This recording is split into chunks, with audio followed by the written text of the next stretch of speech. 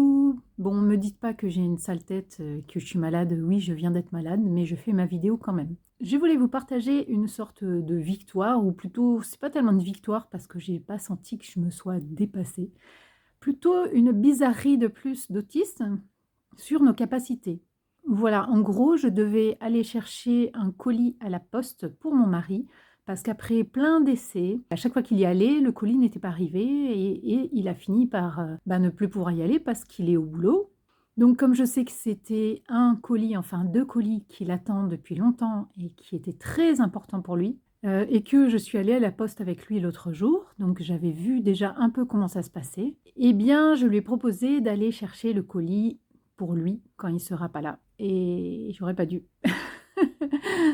Il m'a pas demandé parce qu'il sait très bien que c'est très dur tout ça socialement pour moi et finalement je lui ai proposé parce que, je l'aime et j'avais envie qu'il soit content. J'avais envie que ce soit un beau cadeau pour lui et je me suis dit: «OK, je vais le faire». Dans ma vie, j'ai fait des tas de trucs pour me forcer, pour mes enfants ou des choses qu'il a fallu faire et je peux très bien faire ça pour lui. J'ajoute un truc à la vidéo, les autistes peuvent faire des choses extraordinaires, mais c'est très important quand c'est eux qui l'ont décidé. Non pas parce que, les parents leur disent de le faire, qu'il faut bien qu'ils s'habituent à faire des efforts. Non, non, non, non, tout ça, j'en ai eu des tas d'injonctions. C'est juste horrible, en fait, quand on nous force. Par contre, quand on a vraiment envie de faire quelque chose, là, c'était faire plaisir à mon mari, et ben, on peut y arriver. Mais c'est vraiment une décision personnelle que personne a le droit d'imposer, je trouve. Donc, voilà.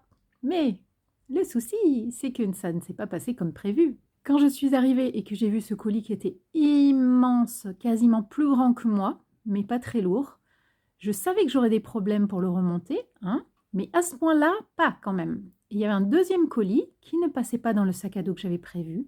Disons même que la fermeture éclair du sac à dos s'est ouverte et que le colis précieux et cher est tombé de mon sac en pleine poste. Bref, j'étais un peu gênée, mais en fait, c'est intéressant, c'est ça que je voulais partager avec vous, c'est que d'habitude, j'aurais eu une gêne sociale très très grosse. Là, je me suis dit, de toute façon, tout le monde me regarde, c'est fait. Et en fait, ce qui est le plus important, c'est ne pas abîmer ses colis précieux. Et c'est que mon mari puisse avoir ses colis en rentrant chez lui ce soir. Alors, je vais me battre et faire tout ce qu'il faut. Et ben, je me suis centrée vraiment sur les actions à mener pour pouvoir remonter ces colis énormes et importables, sans voiture et sans bras très costauds, jusqu'à la maison. Oui, j'avais pas dit que j'avais pas de voiture, je crois.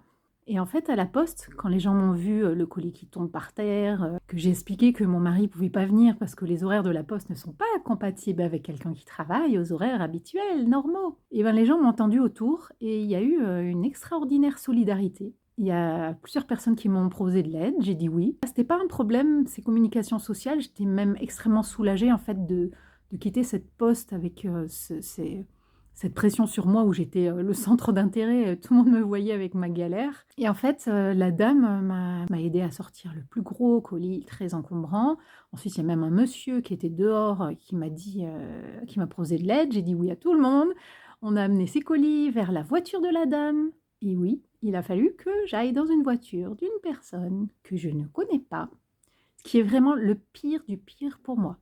J'ai une vidéo à propos je crois, d'un trajet en taxi. Je vous mettrai le lien en commentaire si je la retrouve, pour vous faire comprendre que c'est vraiment horrible pour moi d'être dans une voiture avec quelqu'un que je ne connais pas.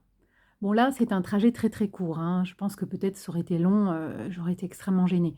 Là, encore une fois, j'ai tellement peur qu'on abîme ces paquets, que j'y arrive pas à atteindre ma maison et que je sache plus quoi faire. Donc j'ai accepté de rentrer dans la voiture de cette personne. Et c'est une fois rentrée à la maison que j'étais, transpirante et un peu perdue. Je me suis dit: «Mais qu'est-ce qui s'est passé là?» OK, mais vraiment je me suis vue sans difficulté sociale parce que c'était vraiment un état d'urgence et j'ai déjà remarqué que dans les états d'urgence, notamment quand mes enfants se sont fait mal, qu'il a fallu les porter à l'hôpital et tout ça, je gère en général. C'est comme si, mes difficultés n'existaient plus et que j'étais complètement centrée sur l'action à faire et l'action à faire m'éloigne complètement de tout ce qui peut être, difficile socialement, comment je vais dire, comment je vais faire. Je pense que mon problème, c'est d'anticiper les difficultés que je pourrais avoir, en fait. je pense qu'il y a beaucoup d'anxiété, d'anticipation et que quand je suis dans l'urgence, bon, bah, écoute, on le fait quoi, c'est tout. Et après par contre, le contre-coup, hein, je suis rentrée chez moi, je me suis mangé un melon entier. Oui, ça peut vous faire rigoler, mais c'était vraiment trop après avoir été malade ces jours-ci et c'était mon moyen de me réconforter. Je suis restée couchée un moment, puis, voilà, c'est reparti. C'était donc pour vous partager, les bizarreries, d'autistes qui peuvent faire des trucs de ouf par moment et tu vas dire: «Quoi? Mais toi, tu as fait ça? Alors que tu peux pas parler à qui que ce soit, il s'est passé quoi là?» Voilà, à bientôt!